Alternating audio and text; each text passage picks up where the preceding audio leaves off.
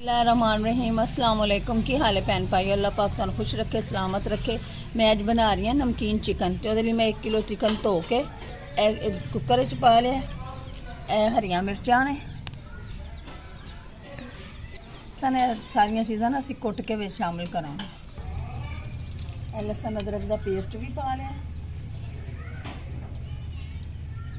हुण असीं इहनूं ना चुल्हे ते नमक पा लेंगे बस, क्योंकि नमकीन बनाना है तो नमक ही शामिल करना है। हुण हल्दी पा रहे हैं थोड़ी सी,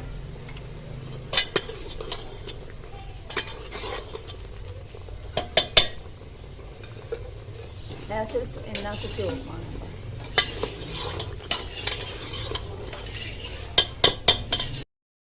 हो गया हुण हरियां मिर्चां कुटियां हुई कुछ धनिया भी पा दिया। हम भी भुनाई करांगे। खुश्क चिकन है, इस तरह ही खाना है, रोटी वगैरह नहीं खाना, खाली है गोश्त ही खाना। बस हुण भुनाई कर लईए, चिकन तैयार हो गया। देखो माशाअल्लाह साड़ा नमकीन चिकन तैयार हो गया, कितना खूबसूरत लग रहा है तो टेस्टी भी बहुत है, जायका भी बहुत अच्छा बनता है।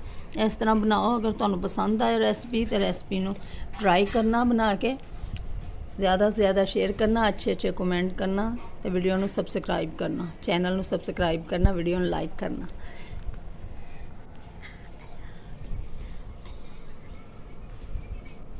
अल्लाह हाफिज़। अल्लाह हाफिज़।